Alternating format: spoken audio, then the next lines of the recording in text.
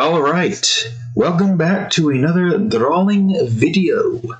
And before I worked on this a little bit before I started making a video because, we want to watch some other videos while I do this.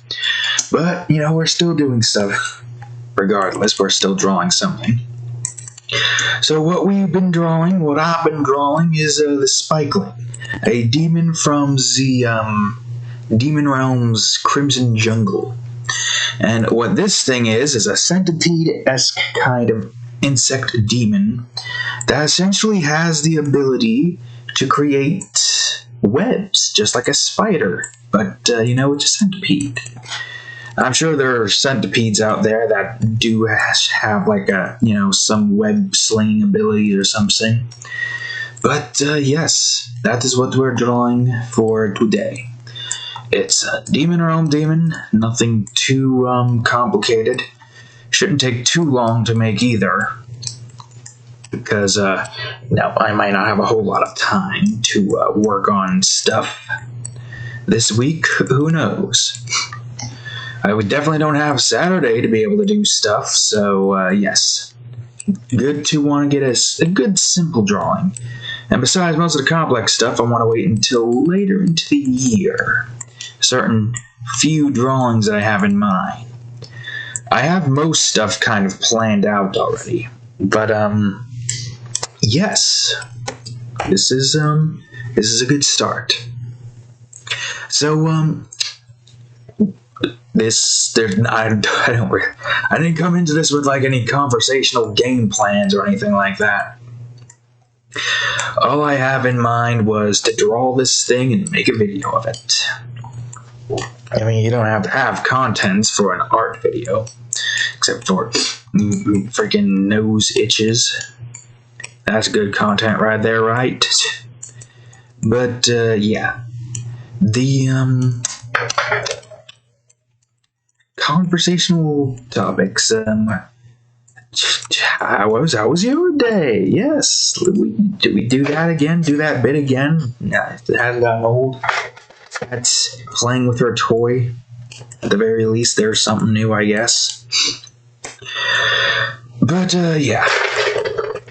Still got the cough, unknowingly enough. That's probably not going to go away until, like, I don't know, another week or so, who knows. But, yeah. So, what do we want to talk about, I wonder? Cat's messing out with stuff. Don't know why she's doing it now of all the time to do it. Guess it doesn't exactly matter if this is curved or not. The idea here is to have the floor kind of be like, slanted almost. God, I wish my nose wasn't so damn itchy. But, it's fine. We can get through this. You and I together, we can get through this. So we could talk about some weird stories, I guess. While the cat goes berserk on the white ball underneath their toy thing, whatever that thing's called. You've seen it before in your video. Oh, I was about... she literally just grabbed a piece of wet food from her dish and flicked it out behind her. Are you kidding me, cat? What even is that? Seriously, cat? You're just gonna eat off the floor. At least you're cleaning up your mess instead of just leaving it there. She just went out of her way to run over to the dish, grab a strand of wet food, and toss it behind her. She's doing it again. Why are you eating with your hands? You're not even eating with your hands. You're picking it up with your hands, throwing it on the floor, and eating it. Why are you such a mess, cat? Why are you such a mess? What are you looking at? Poke. Yes, weird stories, right. What do we want to talk about in the weird story department? I don't think there's too much we can do here with the outline, so we're going to go straight to the coloring process. I don't imagine it's going to be too long, but you don't want these to be too long now, do you? In the previous video, I talked a little bit about the Betty Bots. The Barney Rubble's wife, Betty, had talked about the TNT noises they make, the Crash Bandicoot TNT noises, the bomb noise, or whatever the hell that sounds like.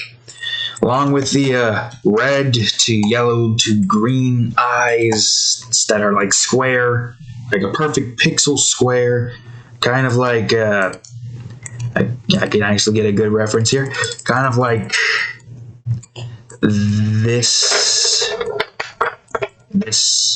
that pixel size, right, cat? Cadillac. What you looking at? What's that? You trying to speak to me? No, hold on, cat. Alright. She just literally... Right, whatever. But yes, something like that. With the mouth's kind of like... Are the black squares, you know? That open and closes. Something like that. And what they do is they go around in like dark areas. So I guess the best way we can go on ahead and talk about them instead of describing what they are and like how they do things is to go through a scene. We could like play a little adventure game. What character do you choose? Fred Flintstone or Barney Rubbles? I'll give you a few seconds. Jesus Christ, cat. Alright, I'm choosing Barney Rubbles with Fred Flintstone as the partner, the one in the back. So we've been tasked to go into this abandoned facility deep within the underground areas. The tunnels are quite dank and dark. You can tell nobody's been here for years. The place is in such a disarray. Not exactly clean. A lot of dirt, a lot of dust, a lot of rust, maybe some mold here and there. So then we go inside of this facility, you see, and we take a look around. We've been hearing strange noises within here. Noises that are familiar to us. I could probably try to narrate it in the best attempt of a Fred Flintstone voice, even though this is not close to a Fred Flintstone, but it's the one I've always used because it's the closest I can get personally. So there we are, walking inside of that deep, dark, dank facility. It does not sound like him, but let's go with it. I would go for Barney, but Barney just sounds weird and hard for me to go into storytelling mode with it. So we're walking within this dank facility, you see. Me and Barney, and what we hear are some strange noises deeper within the facility. So we go in, and we see a few doors to the left and to the right of this dank tunnel. Or hallway. I was going to say hallway, but then my brain combined hallway and tunnel. So we went into this dank hallway with a bunch of doors. Christ, why is it hard to speak? So we go inside, and we have 4 doors to choose from. And me and Barney were here to investigate the noise, you see, so we go in, we take our steps very carefully and silently, and then we go into one of the doors that we believe is the most loudest of the noises that we are hearing deeper in the facility. As we open the door, we can hear it clear as day. It feels like it's within this room. It's a big room. But there's a tunnel leading to the big room. And the further in we go to that there tunnel, the louder the noise got. I was sweating in my loincloth because we're cavemen and we're not wearing any modern clothing. As we walk closer and closer within the facility, we come across this big room.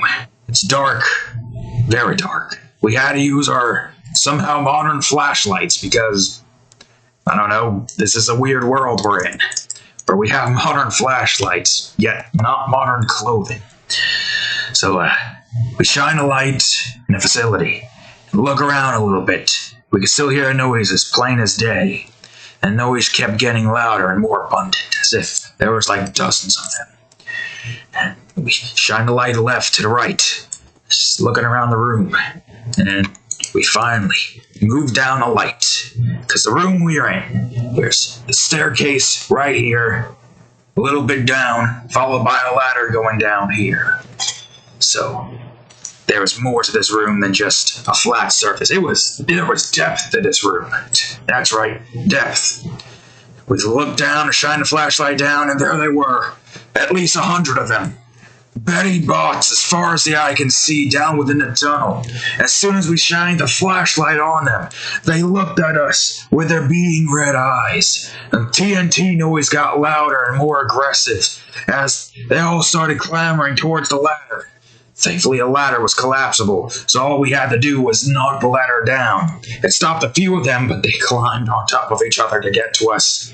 At that point, me and Barney knew that we had to run. We had to run down the tunnel, close the door behind us. And then, as soon as we closed the door behind us, one of them got Barney in the leg, took out a literal chunk, a square, a cube, a cubic meter. As soon as it bit Barney, it just disappeared. The thing, its eyes were red, so it makes me think that it was on that one last HP bar. And as soon as it bit Barney, boom, it died. But Barney is crippled now. A chunk of his leg was gone. A literal cubic meter. Here's the square. And here's the inside of it. What's worse? It's all skin in there, no flesh. It's as if as soon as they took a bite of Barney, all the flesh was gone and the skin just replaced the edges of it. It was awful. We closed the door, but they were breaking it down, biting the chunks out of those doors one by one. There were still so many of them left, too. Some of them had green eyes, were able to take more bites. The green eyes turned to yellow eyes, then the red eyes, and then gone. Gone they were. And there's only one thing we had left to do. We had to escape from this facility. Problem is, now that we've agitated them, oh boy, you better believe they're going to follow us outside of that facility. So we had to go deeper within the facility to be able to try to lure them in and lose them so they can't follow us back to Bedrock. And that's exactly what we did. But it didn't stop there. It kept on going. The further in we went, the more we found. We had to come across this giant-ass room of my nightmares right here. It's just a huge room. And it was like a catwalk. It's flimsy as hell. It was very terrifying. Trying to walk across that was just... I do not want to do that again. But I had to do it again, because there was only one way out. Before I get ahead of myself. The things that I've seen in that room, you couldn't comprehend just how many of those things were down there. The room had to have been at least a good solid 50 meters long and like 25 meters wide. And there was 1,000 of them down there. 1,000 of them. And I know where they're all coming from. I know who created them. It was that damn skank, Mr. Slate. He created so many of them. Oh no, now my voice is starting to go even more. He created so many of those things, and they were all over the place, inside of this facility. We knew, as soon as we saw all of those Betty Bops, we knew that this used to be where Mr. Slate created those monstrosities. Why did they use Barney's wife? I have no idea. All I know is that there was no way to fight all of them at once. There was no way in hell we were going to be able to do that. So we had to go deeper within the facility. Took that catwalk. Tried our very best not to rattle it and fall down below. And, yeah. It was not good, man. It was not good at all. So then, here we go. We passed the catwalk area, finally made it to the next room, and it was even worse than the other rooms. We made it to an assembly line that was still creating more of those things. Now, I don't know how the hell they were created, so I'm not going to talk about that. But there were so many of them being created. I couldn't tell you how many of those Betty bots we found. I'm going to put a blood river here so things are less, monotonous and grassy.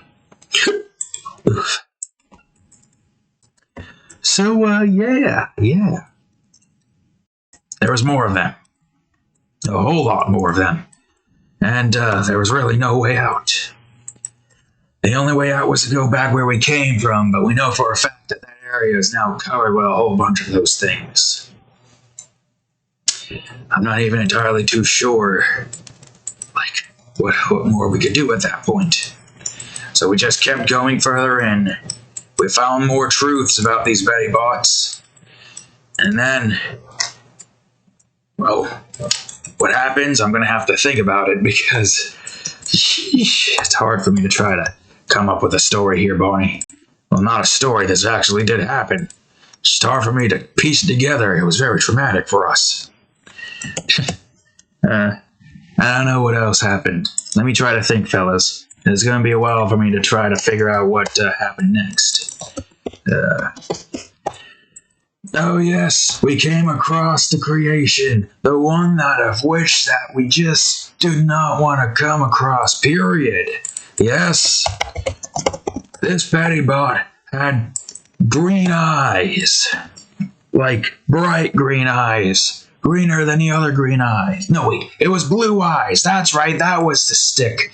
It was a Betty bot with blue eyes. And let me tell you something. It was not a good experience.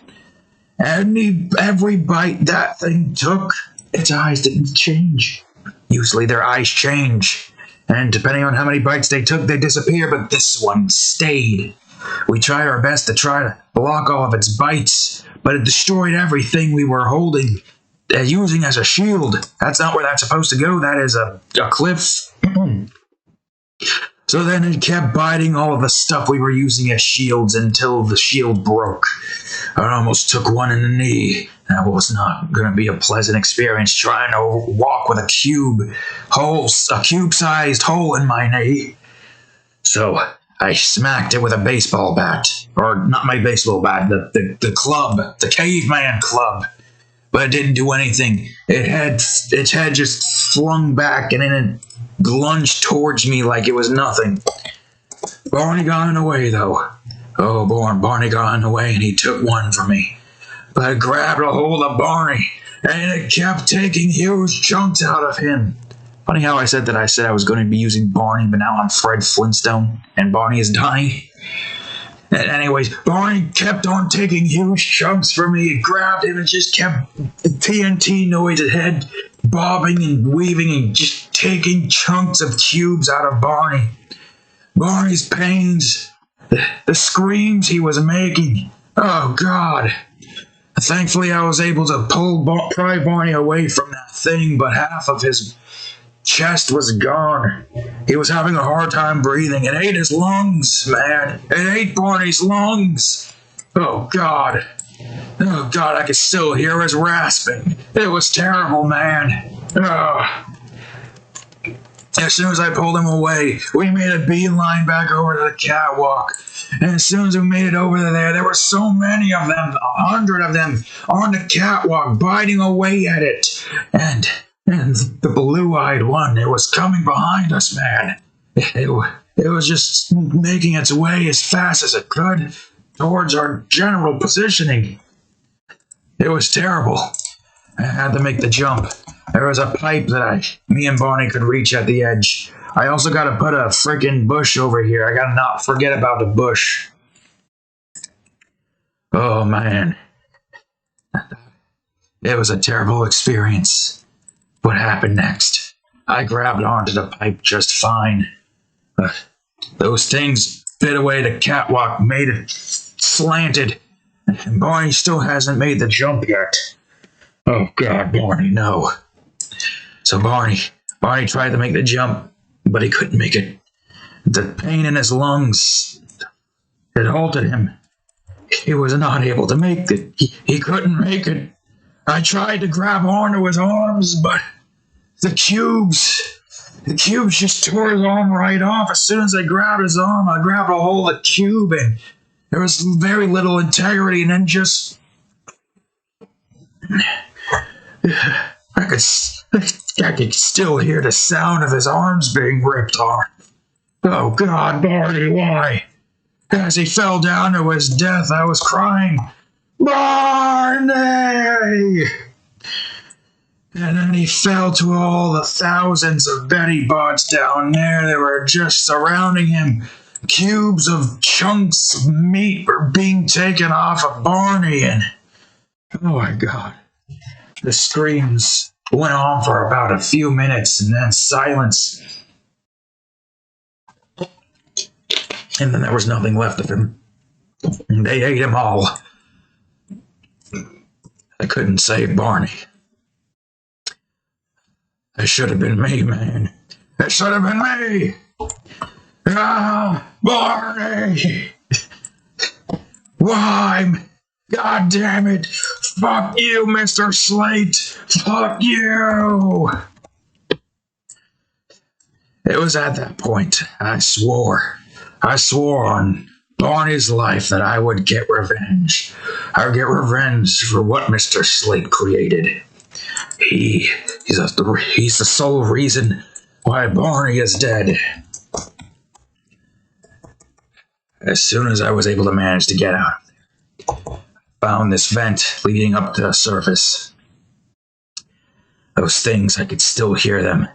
Their sound, the TNT noises, running amok, echoing throughout the facility. I was able to escape, but it was a dreadful day.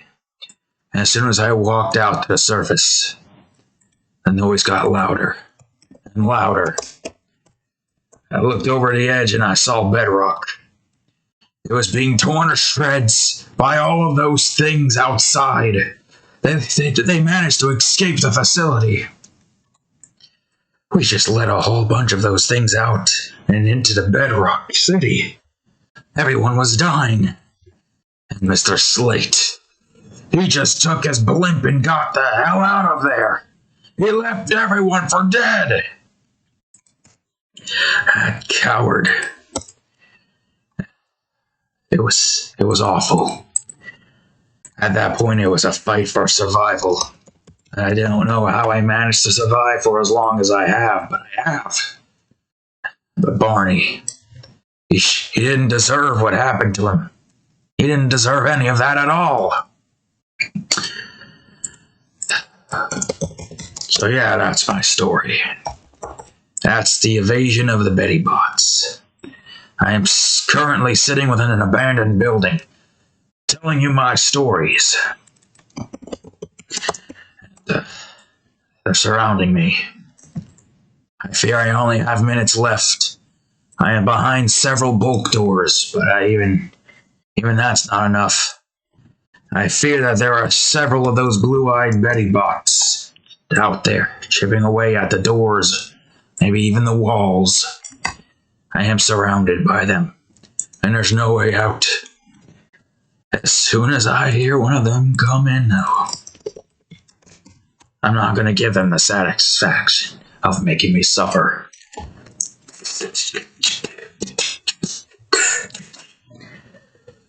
If you're hearing me, Barney, back there in heaven, save me a big mammoth steak.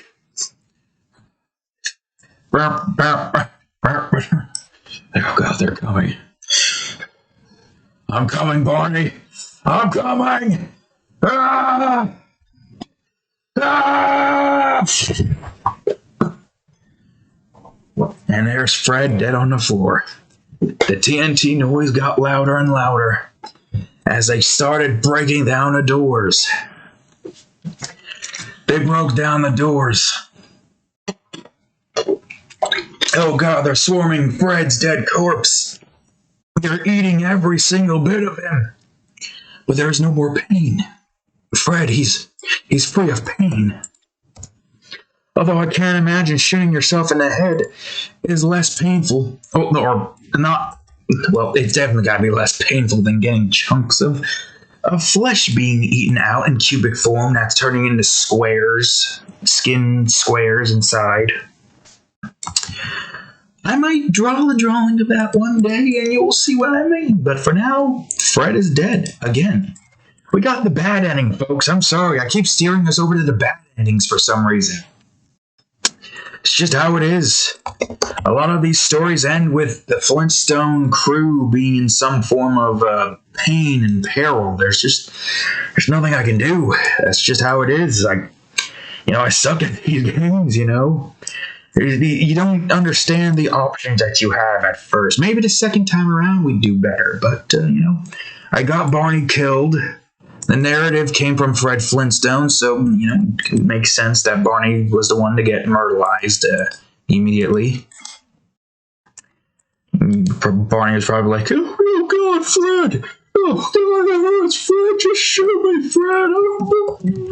His throat gets eaten, and then the only thing left now is just gasps and squelches, and there goes Barney. Barney's dead.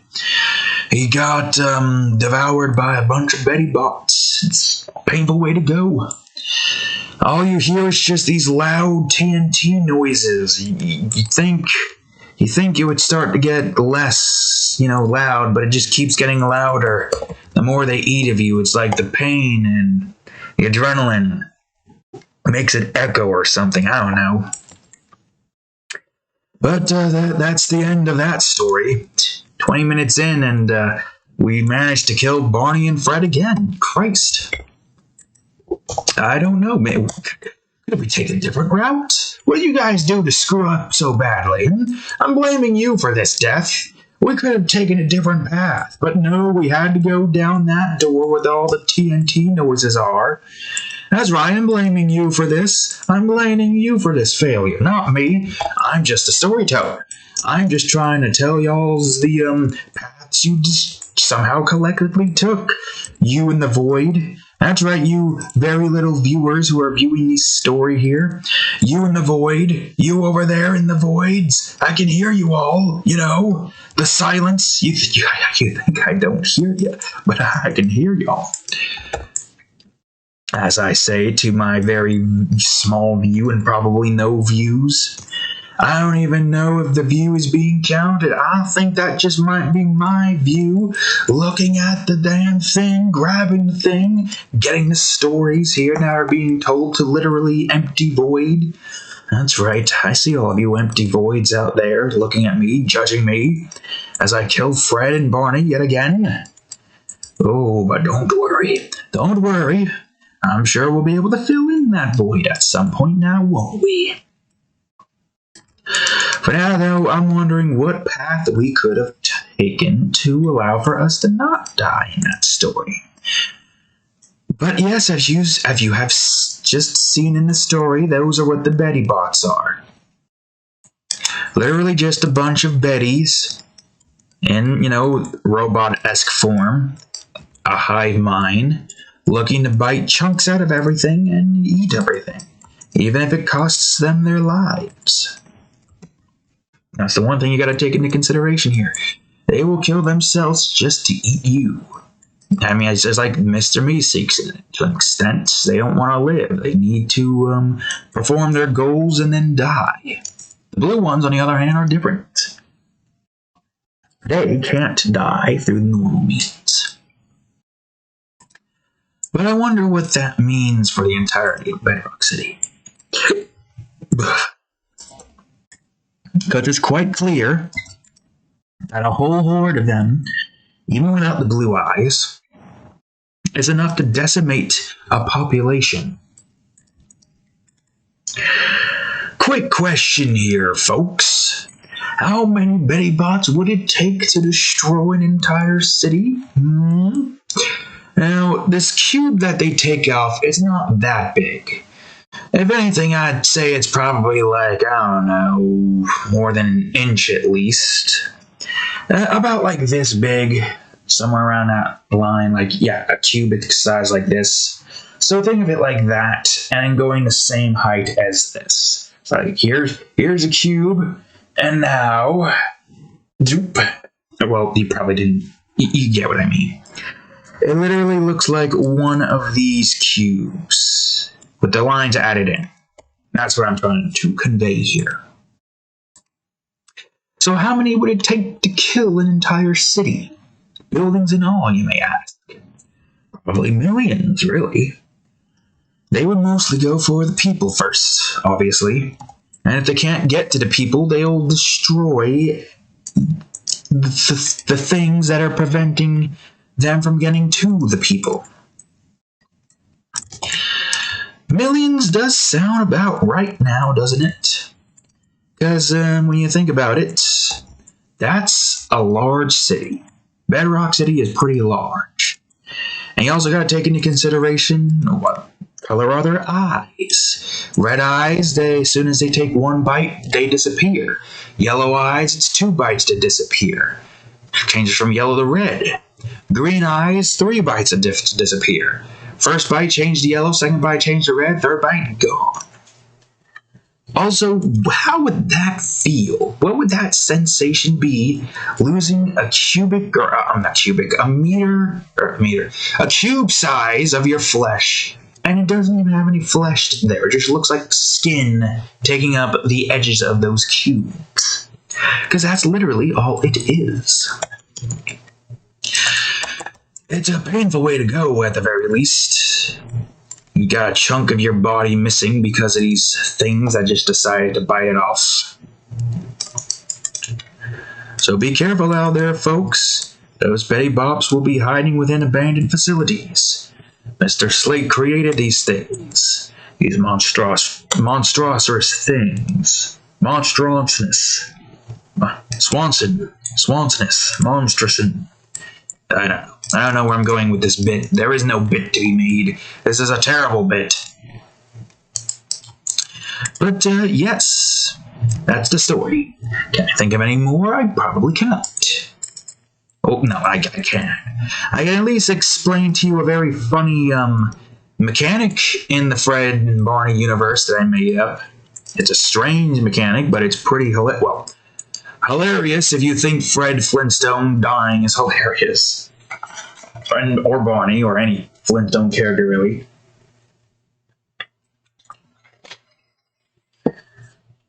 Okay, so imagine a rectangular slab. This rectangular slab right here is a license. Yes, a license, that's the word. Like an identity card. I don't remember what those are called. But these things essentially give you proof of your living, correct? Yes, correct. I don't know why I'm asking you. This is correct. These give you your proof of living. And you need these to be able to, prove that you are indeed alive. This rectangle stone slab is very important. Because A, you need it to get around many places here in Bedrock, and B, you need it in order to prove that you are indeed, in fact, alive.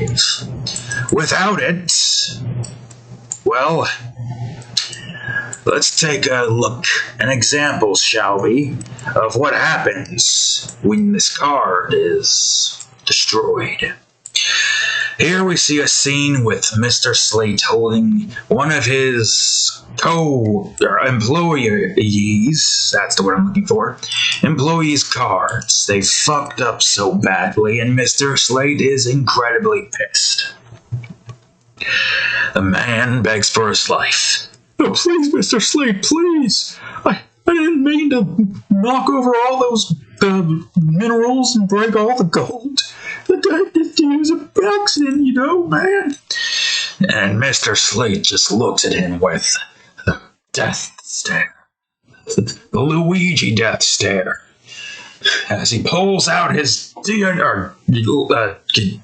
identity card. I'm sorry. Yeah, I'm sorry, but I can't have people like you making so many mistakes. You know how much you cost the company? Well, guess what, buddy boy? He literally tears into that card like a piece of paper. The card crumbles like you would, like a fragile boulder would crumble if you were to smash it with a hammer. Except, he's using his bare hands to do it. And that guy, his body starts to vibrate a little bit. No! As his body goes into an A pose, not even the A pose, like a hand goes to his sides, and then his body crumbles like the identity card that Mr. Slate crumbles.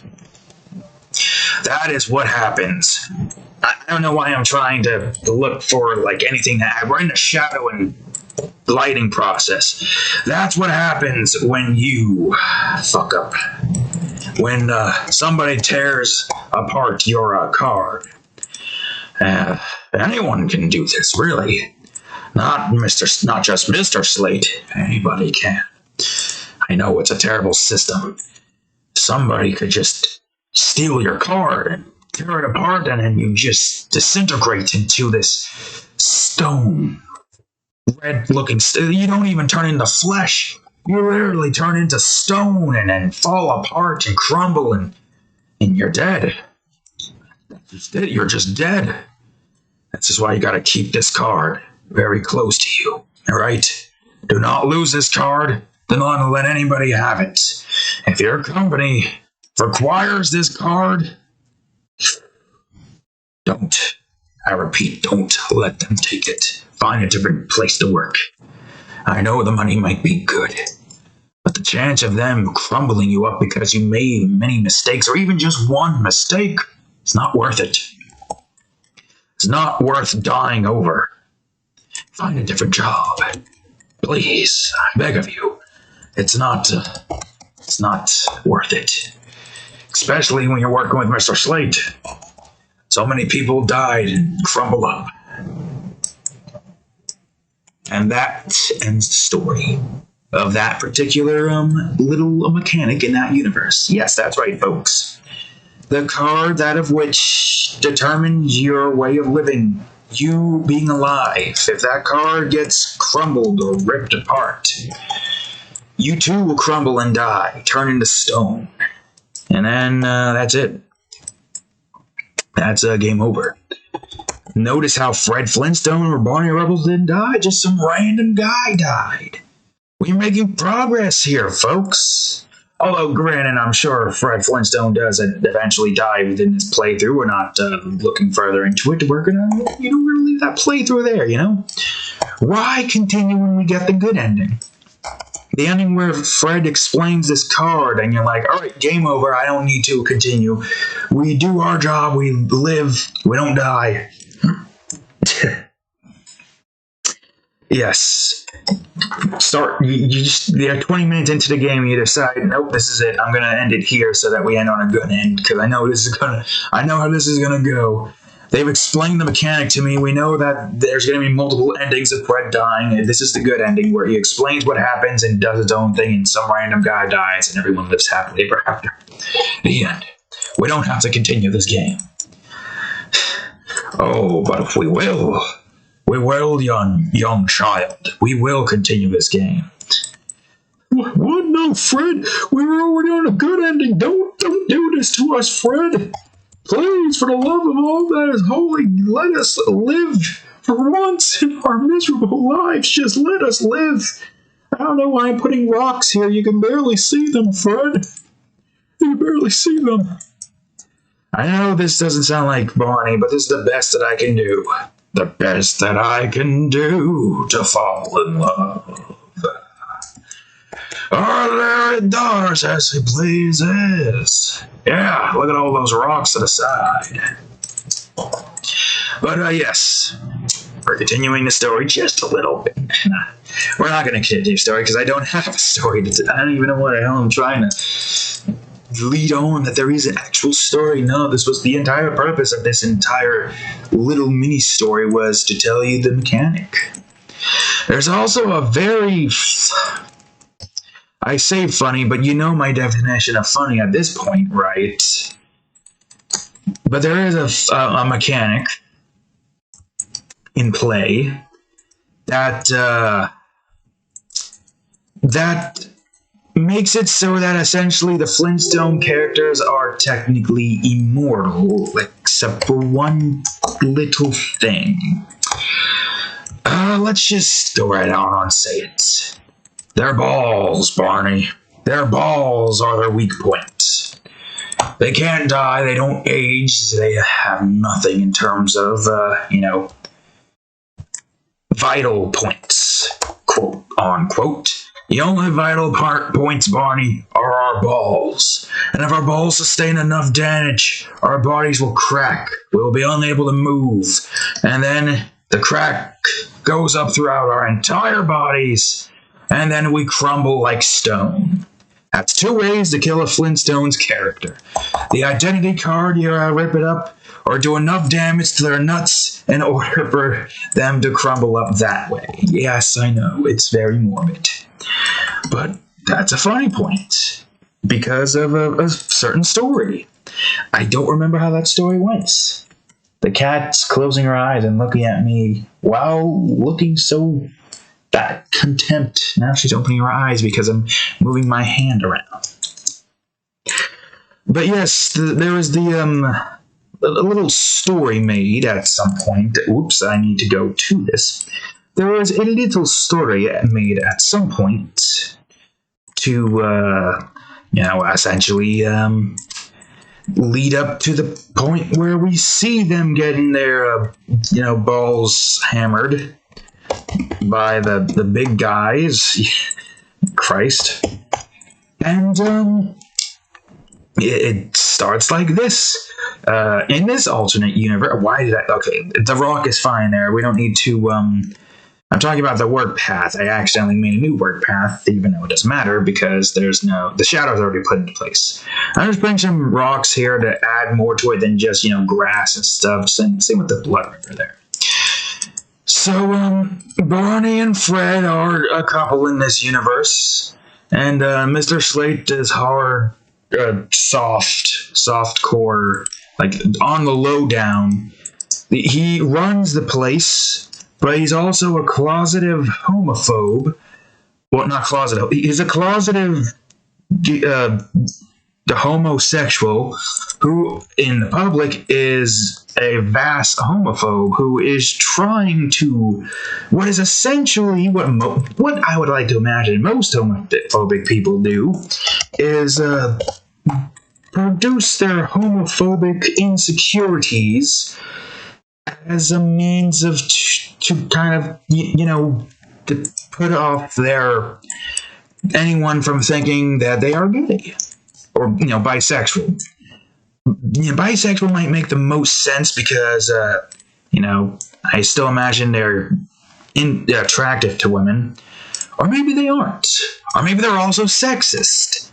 And there's just no middle ground here. I don't even know why we're going down this path. We're talking about very rare,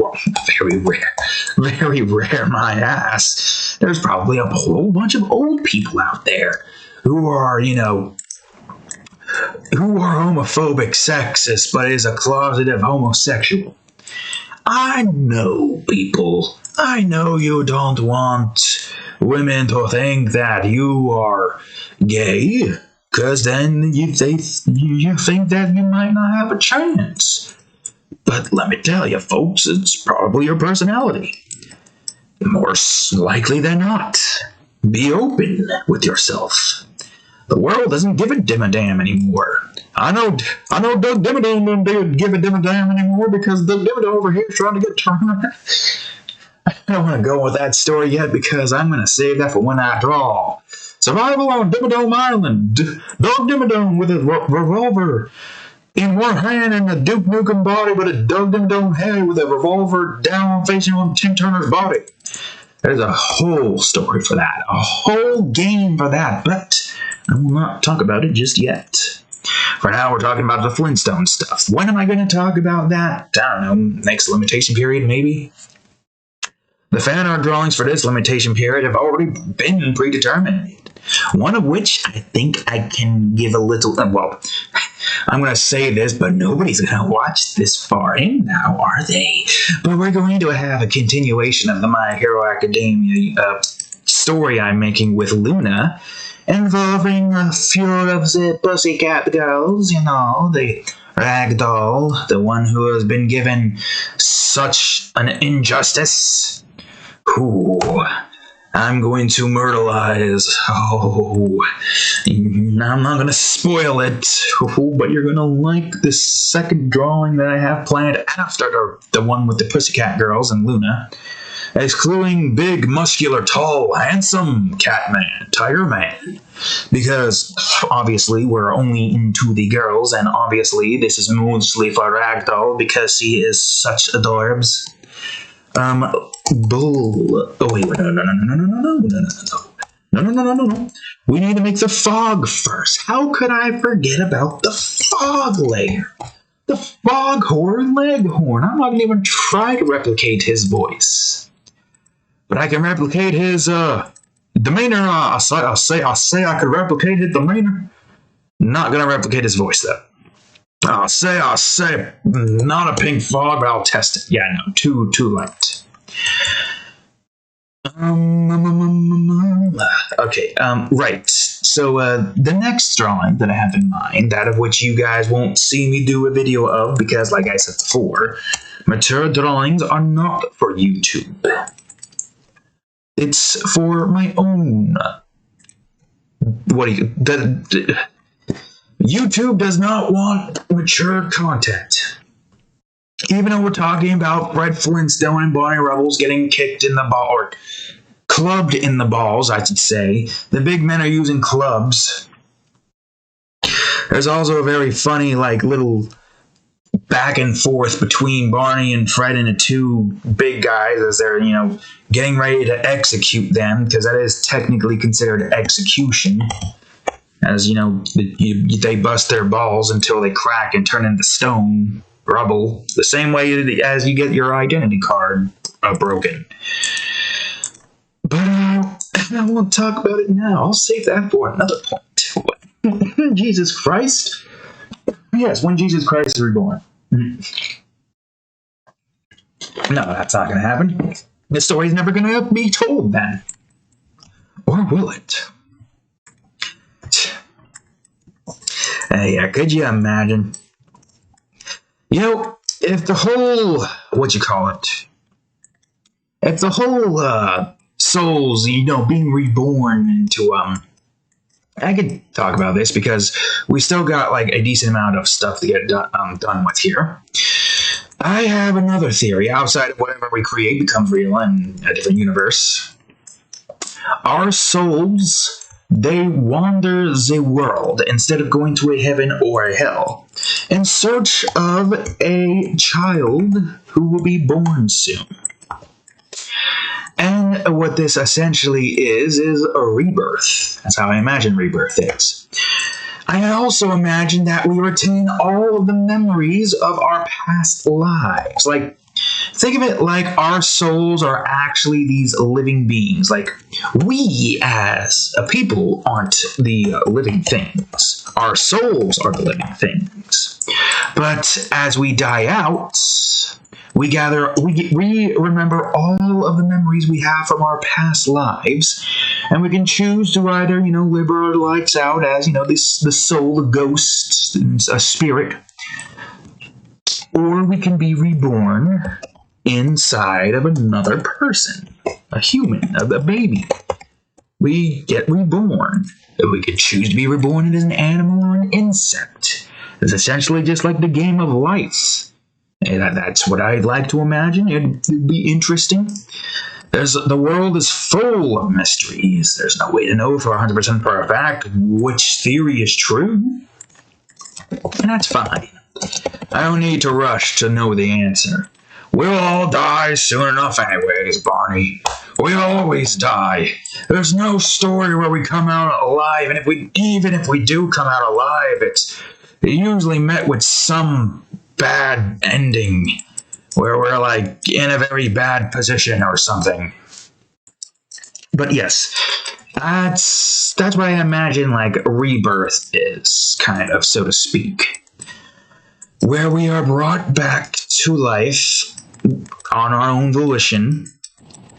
And all the memories we had of our past lives are gone, as our souls are now focusing 100% within our current brain and memory pattern. Those who say that they are able to, look into your past lives, they got the special power to be able to, retain some memories of their past lives, souls, being able to even, talk about other people's past lives. It's a very useful power to have. Though you do have a lot of hacks out there, which makes it really difficult to find the actual genuine article. Article. What's the word I'm looking for? I don't think it's an article, but I think it is. If that makes any sense. But yes, that's the... how did we start this conversation again? I completely forgot. There was a reason. Oh well, I guess it doesn't matter now, does it? Alright, we're about to go into the effects part. Finishing this off. I'm not planning on adding too much more to this. I think just showcasing this little guy right here. These things are very dangerous. I believe they emitted some like highly toxic venom. And when anything gets close to them, they emit like a green spike. That's too dark. I need it to be a little bit brighter. Can I change it into a teal area? That could work. Teal around here, maybe some light blue. I'll change this to teal. But, oh god, I can't think of what else to say. Bust out in a song, I think. Maybe try to think of something that way. Yeah. Oh yeah. I'll probably leave that off right there. Make a little blue over off to the side and some reds at some point, probably, yeah. Yeah, it's a little bit dark here, sure, why not? I don't want to be too dark because otherwise it's just going to be a pain to see anything, so I got to be very careful with where I place all of my stuff. Maybe putting some pinks as well. Maybe? Question mark? No. We'll see some pinks. Not too pink, a little less bright.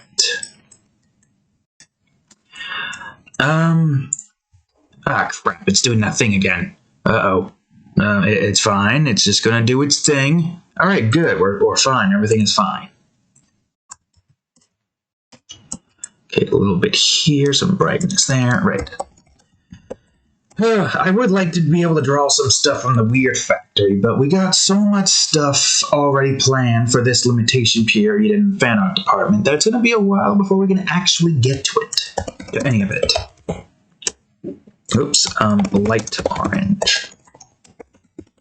Well, I don't know if I want light orange here. We'll see what it looks like. I guess it could... No. Maybe some yellows. Yellow up in here, I think. Yeah, that could work. Not too bright, but bright enough to where you can see everything. I do want to try to make this area a little bit more brighter. More, like, fulfilled with a bunch of stuff, obviously.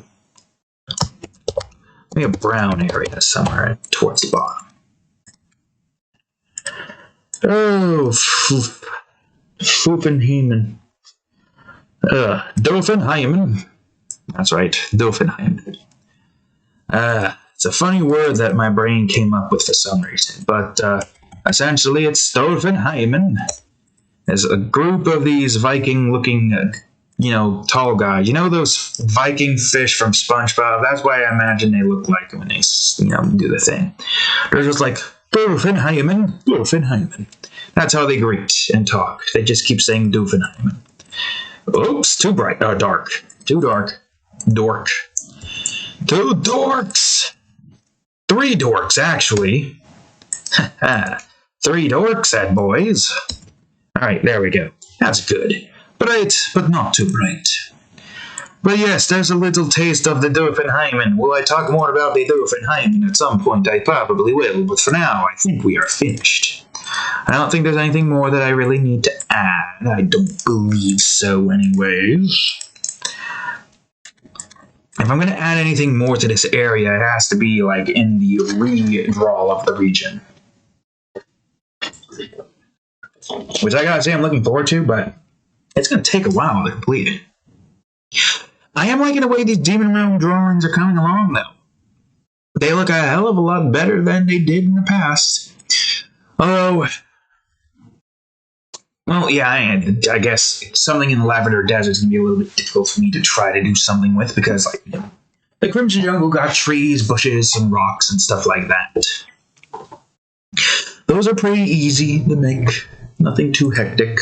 Hey, look at that! Less than an hour. Technically speaking, I think this took like a total of 2.5 hours maybe to draw. But you know what? That's good. An hour of just plain old storytelling. Yeah, I feel like most of you guys have been missing that. Let's see what this looks like without the effects. And pretty dark, and then boom, with the effects on, looks nicer. So that's the end of this video, folks. Page down, or page up, I should say. So thank you all for joining me on this adventure with Fred, Barney, dying again, and, you know, some mechanics. We got the Betty bots talked about. We got the identity card things, where if you rip them up, they turn into stone. We have the nut destroying a bit thing that is a pretty good trade-off for immortality, if you ask me. Don't get hit in the balls too hard, or else you die. I guess that's the same everywhere, but it's more, you know, like a case of the cracks going up your body, and then just, or like, where is it? Like, and I'm dead now. I'm a ghost. You're talking to a ghost. So anyways, I hope you enjoyed this insane rambling as I draw this centipede demon. If you like this video, please leave a like. Comment what was your favorite part about the Fred Flintstone stories with Betty Bot. Did you enjoy seeing Barney get killed? Did you hate seeing Barney get killed? Did you like the fact that Fred Flintstone took his own life to avoid, like, probably minutes of suffering and pain and misery? Pro-pain and misery? Let me know. Let me know. And subscribe if you want to see more of this stuff. The past few videos have been calm lately because of the sickness. The sickness is still there, obviously, because of the cough and stuff like that, but it's getting a little better. So hopefully we come back strong with a bunch of strange, weird stories and some more voices and accents. Right, Cat? Yes? You gonna speak, or are you just gonna look at me? Alright, well, anyways, I hope you've enjoyed this video. Enjoy your night, because this is going to be post, or enjoy the rest of your morning, because, you know, you probably wake up and then see this, or enjoy whatever time, because, like I said before, not a lot of people are viewing these, but I will still make them regardless of what happens. Anyways, subscribe for more playlists and all that stuff. Bye-bye. Hit like, yes, bye.